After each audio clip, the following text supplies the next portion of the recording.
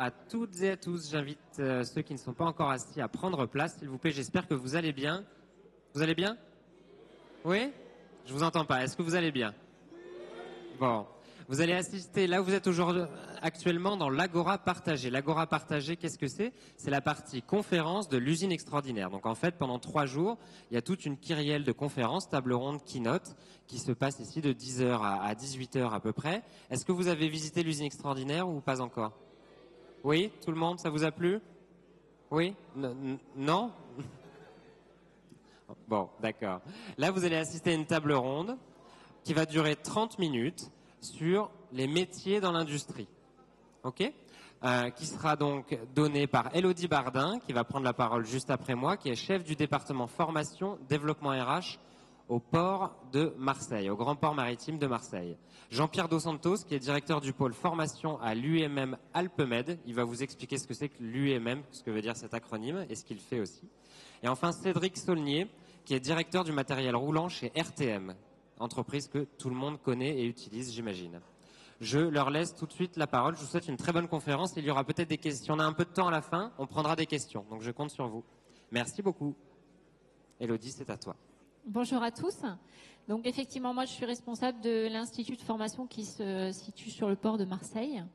Et je voulais vous faire partager ou en tout cas découvrir ce qu'est le monde portuaire. Donc normalement, il y a quelques slides qui vont s'afficher. C'est moi qui dirige, c'est ça ? Voilà, ça marche. Donc à la découverte du monde portuaire, parce que un port, c'est le lieu où passent les marchandises et aussi des passagers, et c'est donc un maillon en fait de la chaîne du transport maritime international. Et aujourd'hui, le transport maritime international, c'est environ 90% des échanges mondiaux. Donc la plupart des échanges de marchandises se passent par les ports qui sont de ce fait au cœur du développement économique, de l'activité et de l'emploi d'une région. Donc aujourd'hui, vous avez la chance d'habiter dans une région portuaire où il y a un port et où derrière ce port, il y a une multitude de métiers qui vont concourir au transport de la marchandise. Puisque au-delà des navigants, des personnes qui sont sur les navires, il y a toutes les personnes qui vont travailler pour que le téléphone que vous allez commander, qui vient probablement d'Asie, arrive dans votre boîte aux lettres. Et pour que ce téléphone arrive, eh bien, vous allez avoir des métiers qui sont liés au transit de la marchandise, aux agents maritimes qui gèrent les navires, qui vont permettre de transporter cette marchandise. Donc, je vous ai fait un petit schéma, je ne sais pas si ça se voit bien dans la salle, mais de ce que représente en fait le monde maritime. Donc, au centre, vous avez effectivement le port où le navire accoste et où les marchandises passent. Et en amont, vous allez avoir des métiers qui vont être donc des personnes qui vont être en relation avec leurs clients pour essayer de leur apporter la meilleure offre de service pour transporter la marchandise qui est commandée. C'est-à-dire qu'il va falloir faire des cotations pour essayer de choisir le meilleur moyen de transport terrestre avant d'arriver à la mer. C'est-à-dire est-ce que ce colis, on va le mettre sur un camion, sur un train, sur une barge, en fonction des contraintes de son client. Est-ce qu'il est pressé, est-ce qu'il n'est pas pressé?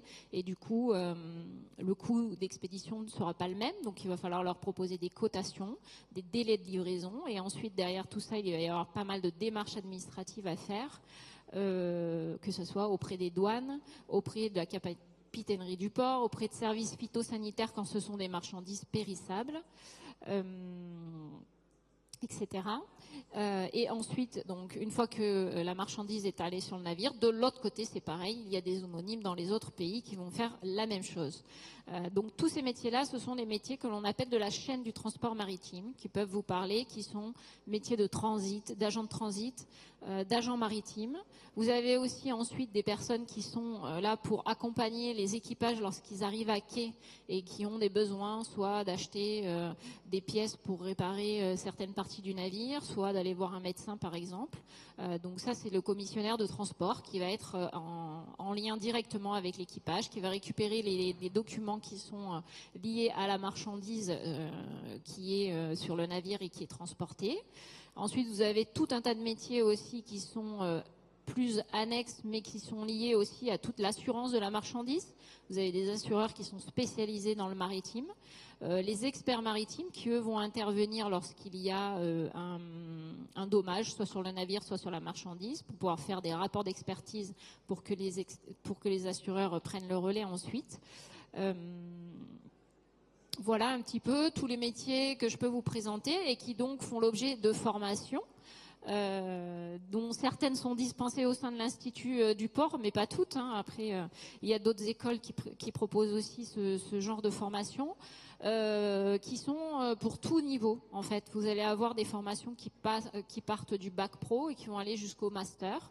Donc nous, au sein de notre institut, on débute au niveau bac plus 2 et ensuite on va jusqu'au master et qui vont vous permettre d'accéder à tous ces métiers-là, après à différents niveaux en fonction de votre niveau de qualification bien sûr,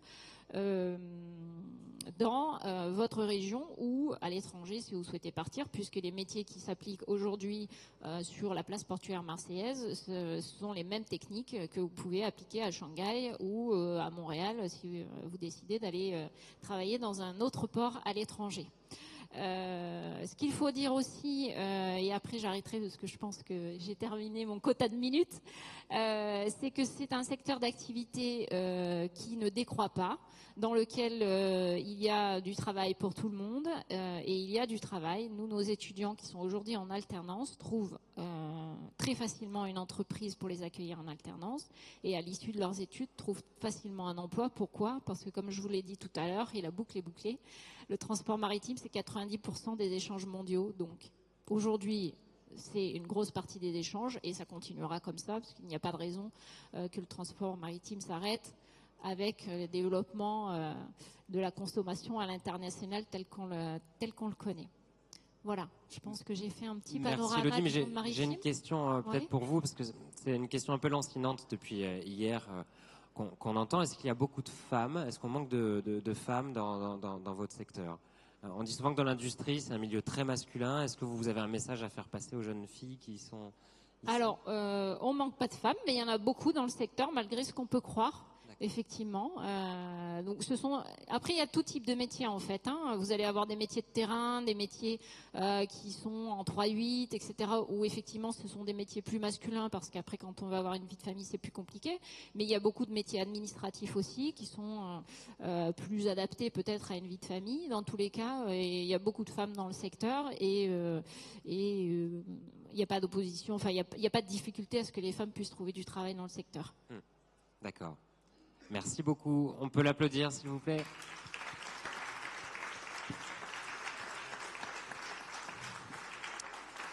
Alors, je passe la parole à Cédric. Et si vous avez des questions pour Elodie tout à l'heure, j'espère qu'on aura un peu de temps. Je passe la parole à Cédric Saulnier qui travaille à la RTM. RTM et industrie, comme ça, c'est pas forcément intuitif, Cédric, mais si. Alors, c'est effectivement pas intuitif. Moi, je vais me lever parce que je ne sais pas parler assis. Levez-vous. Alors, première question d'abord. Qui ne connaît pas les RTM ? Bon, là, je m'en vais. Beaucoup trop de gens ne connaissent pas l'entreprise. C'est pas possible. Vous êtes venus comment ? Vous n'avez pas pris les transports en commun ? Non ? Alors, les RTM, tout le monde la connaît essentiellement par le conducteur, la personne qui est derrière le volant, qui est derrière le manipulateur. Maintenant, pour que cette personne-là arrive à vous transporter tous les jours, donc il y a quand même une grande majorité d'entre vous, en sécurité, en confort, en performance, il faut une industrie derrière. Et une industrie que je vais essayer de vous décrire en quelques mots. Parce qu'on couvre tout un tas de métiers que la plupart du temps les gens ne connaissent pas. Je vous invite chaque année, aux Journées du patrimoine d'ailleurs, à venir nous voir et rencontrer, toucher du doigt ces technologies. Parce que la difficulté de notre monde, c'est qu'on doit être capable de faire les grands écarts tous les jours. Alors le grand écart sur le plan technologique, parce qu'il faut être capable d'entretenir par exemple le moteur Baudouin du ferryboat, le plus vieux moteur Baudouin du monde encore en exploitation, sur la plus petite ligne de transport maritime du monde. Personne ne va me contredire, on est à Marseille. Et puis en même temps, être capable de traiter les dernières technologies avec du métro automatique, avec de l'intelligence artificielle, etc., etc. Et ça, c'est le grand écart que les techniciens de l'RTM font tous les jours, parce que c'est la palette, si je puis dire, des technologies auxquelles on est confronté. Alors, dans la mécanique, dans l'électricité, l'électrotechnique, la carrosserie, la peinture, mais aussi les carreaux. Quand vous rentrez dans les stations de métro, vous pensez bien que les carreaux qui sont un peu partout, il faut les changer, faire de la plomberie. Donc tous ces métiers-là sont représentés chez nous. Alors du bac pro, évidemment, BTS, mais jusqu'au niveau ingénieur, puisqu'on porte aussi des grands projets. Vous voyez des parkings, par exemple, relais sur la Rose, le renouvellement du métro, l'achat de nouvelles rames de tramway, l'achat d'autobus. Tout ça sont des choses qui sont faites aujourd'hui en interne et qui, quelque part, nous permettent de couvrir l'ensemble de cette palette. Alors, on ne fait pas de formation au sens éducatif du terme, mais malheureusement, nos métiers ne sont pas formés dans les écoles. Donc, on a des processus, on va dire, de compagnonnage pour accompagner les jeunes que vous êtes quand vous viendrez chez nous, et les former à nos métiers, et les former à toute cette problématique du transport. Et puis, il y a une petite chose qui me tient particulièrement à cœur et je pense sur lequel qui va vous intéresser, c'est à la fois la dimension, je dirais, sociétale que représente une entreprise de transport, puisqu'elle œuvre pour le public, elle œuvre pour vous. Et donc, quand vous venez travailler à l'ARTEM, vous venez travailler aussi pour votre voisin, pour votre grand-mère, pour, je dirais, vos parents, vos enfants. Vous venez travailler aussi pour servir le public et servir les gens qui sont à vos côtés tous les jours. Et donc ça donne une dimension dans le travail, une dimension dans l'implication qui me semble extrêmement intéressante. Et enfin, on est un peu, je dirais, à la croisée des chemins.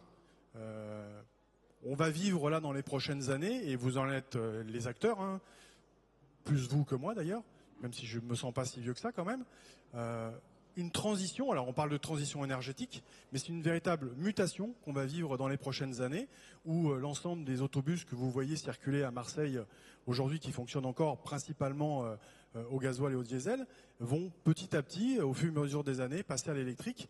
Et là, je crois qu'il y a eu des conférences, il me semble hier, qui parlaient de ça. Donc ça permettra de faire le lien, vous irez voir vos camarades qui vous raconteront ça. Mais avec toute cette dimension-là, et je pense qu'il est intéressant d'en faire partie. On entend de vivre, au-delà d'une transition énergétique, une véritable transition sociétale. Il va se passer là, dans le monde du transport, ce qui s'est passé en son temps, lorsqu'on est passé du cheval à l'automobile. Ben là, on est en train de passer tout moment de l'automobile à combustion, au monde de l'électrique ou au monde, on va dire, du propre. Et je pense que c'est intéressant que vous y participiez. Alors, je suis large, mais je parle très vite. Il y a un élément qui est intéressant aussi à entendre, c'est que nos métiers sont vraiment, je dirais, en souffrance. On a du mal à trouver des gens qui veulent venir travailler dans le monde du transport.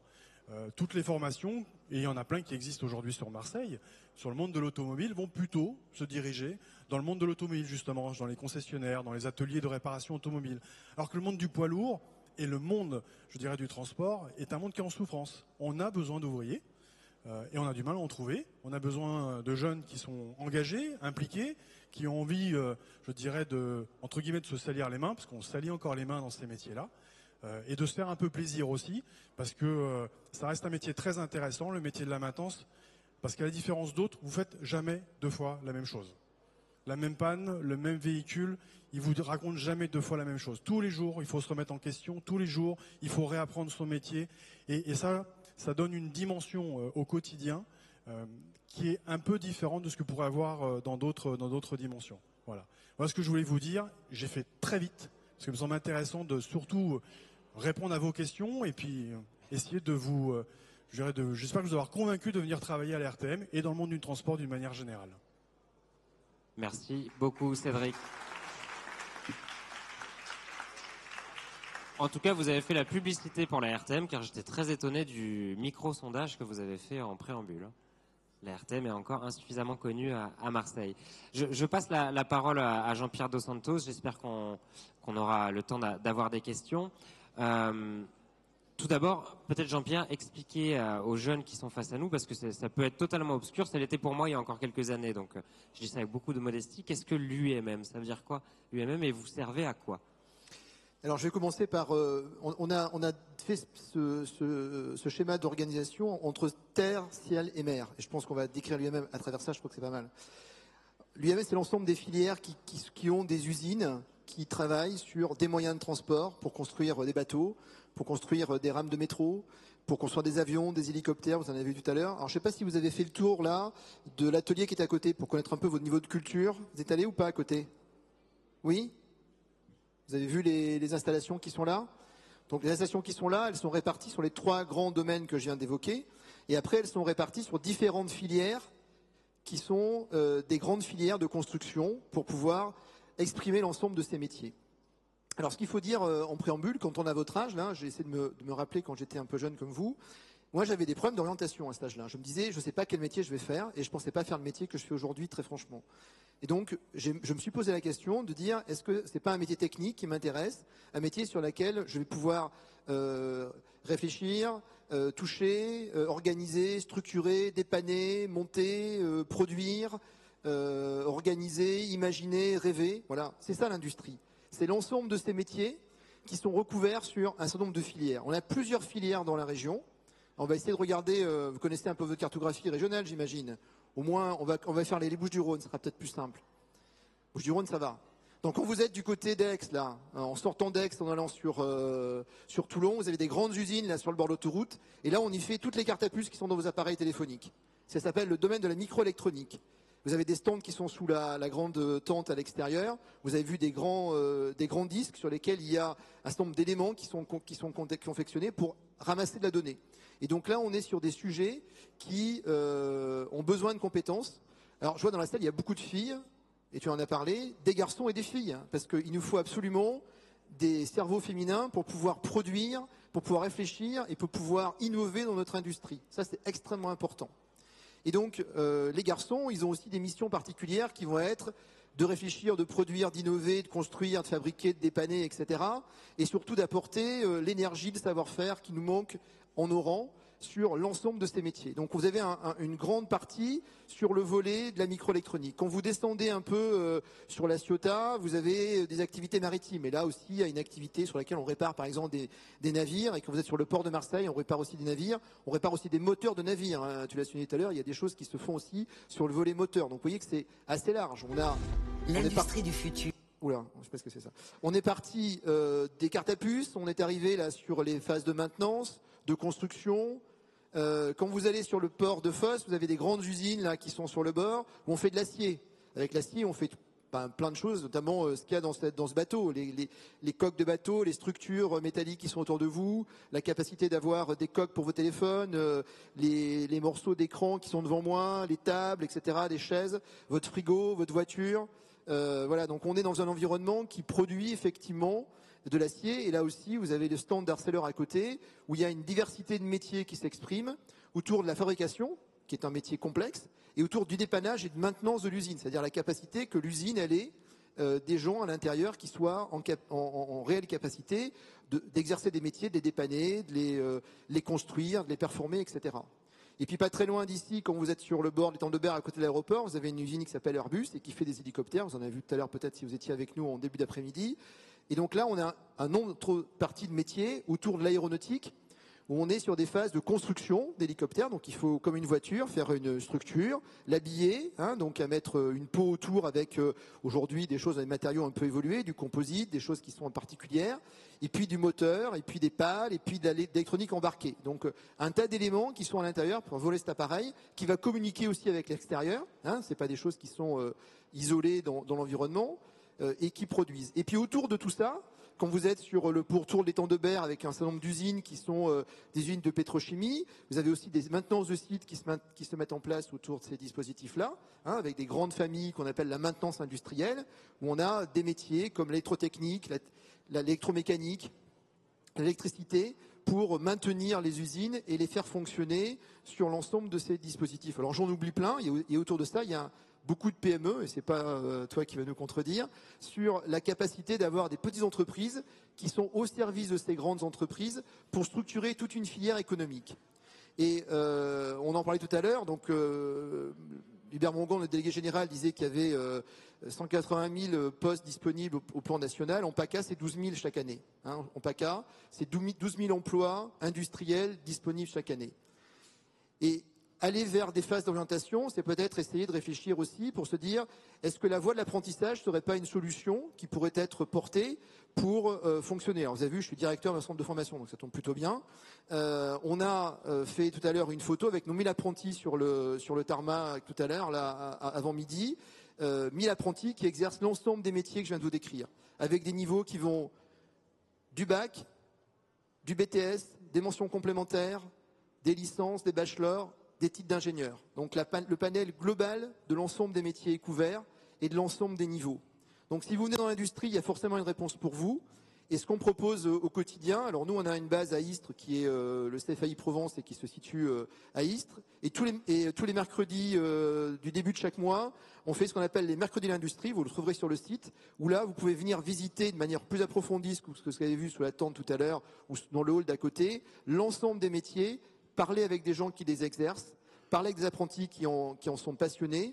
Et je crois que si vous retenez une chose, c'est être curieux, être motivé, savoir ce que vous voulez faire, et c'est normal que vous ayez des difficultés à choisir, donc venez nous voir, regardez les métiers, et si ces métiers vous passionnent et vous plaisent, pourquoi ne pas tenter une aventure sur ces métiers-là? Je pense que c'est un vrai sujet d'organisation pour vous en matière de réflexion par rapport à votre parcours professionnel à venir. Et Jean-Pierre, si je puis me permettre, Hubert Mongon disait ça tout à l'heure, les salaires dans l'industrie sont en moyenne 15% supérieurs aux autres secteurs d'activité, en fait, c'est ça? Bon. Les salaires sont supérieurs. Le schéma d'apprentissage, c'est un contrat de travail d'entrée de jeu qui est rémunéré, qui vous permet d'avoir un peu d'autonomie et qui permet d'acculturer des métiers.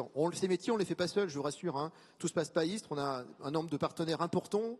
On a 18 antennes en région avec des antennes qui traitent du bac, du BTS, des mentions, des licences et des ingénieurs qui couvrent l'ensemble du territoire et couvrent également l'ensemble des métiers avec des lycées, des universités et des écoles d'ingénieurs partenaires. Donc c'est un vrai maillage au service du territoire et on a vraiment besoin de vous, garçons et filles, en particulier les filles parce qu'on est un peu en carence de filles là dans nos métiers, donc on voudrait effectivement booster l'équilibre hommes-femmes dans les filières pour que justement on soit en capacité de pouvoir vous proposer le maximum de choix sur l'orientation professionnelle qui va être la vôtre dans, j'imagine, les mois, les semaines ou les années qui arrivent. Merci infiniment Jean-Pierre. On peut l'applaudir s'il vous plaît.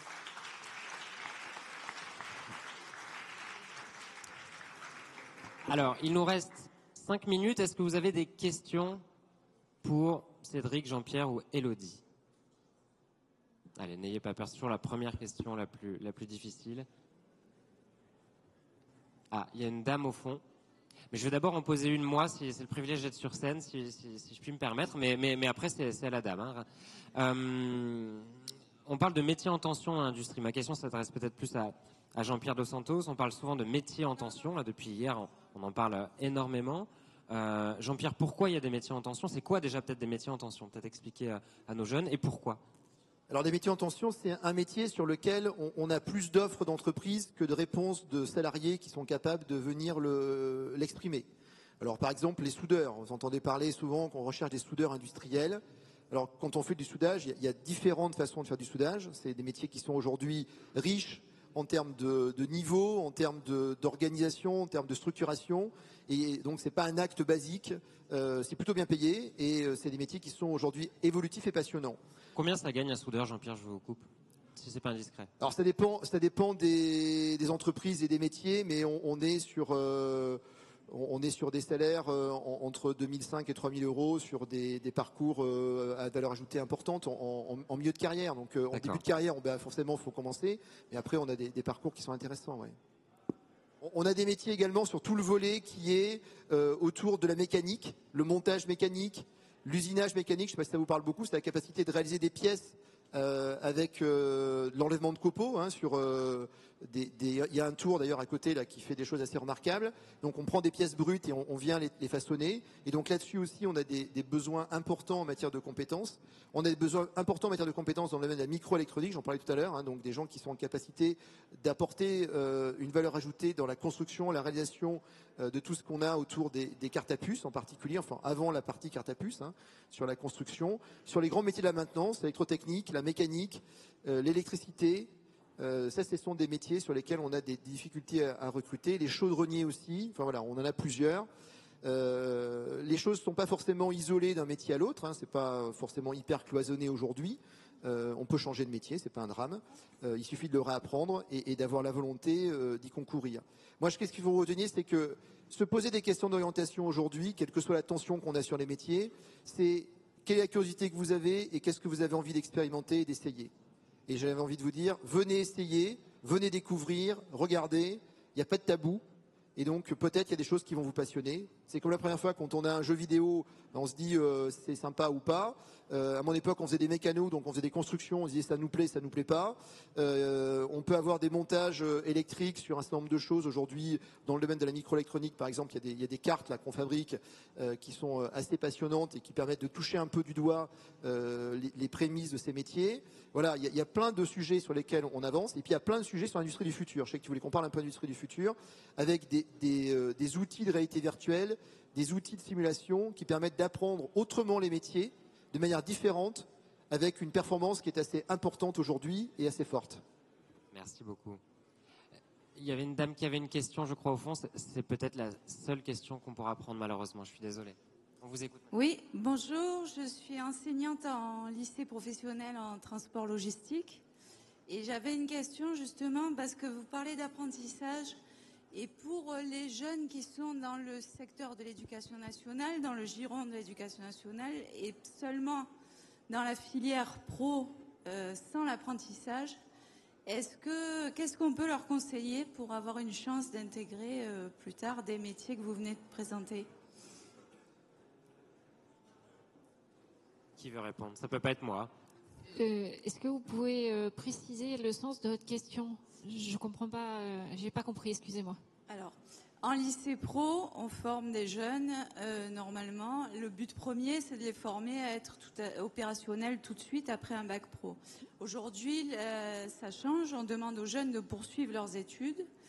Et on a l'impression que si l'éducation nationale n'intègre pas la chance de l'apprentissage, à ce moment-là, on va perdre ce biais de formation.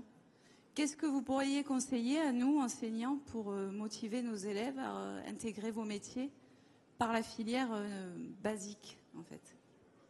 Moi, je dirais que s'ils ont la volonté de poursuivre et de continuer dans ce secteur, il n'y a rien qui s'oppose à ce qu'ils continuent. Nous, effectivement, dans nos formations, notamment dans notre BTS, on accueille des étudiants qui étaient en bac pro et qui continuent et qui ont aussi droit à l'apprentissage, enfin, ou à l'alternance en tout cas, donc apprentissage ou contrat pro, dans le secteur du transport et de la logistique. Alors, sur les bacs pro, je pense qu'ils sont plus sur tout ce qui est messagerie et plus transport routier. Et après, ils vont se spécialiser en maritime, en tout cas chez nous, et avoir donc cette spécialisation complémentaire sur le transport maritime en continuant et en pouvant accéder à un bac plus 2 à l'issue de leur bac pro. Il n'y a pas de frein à ce qui continue, en tout cas pas chez nous.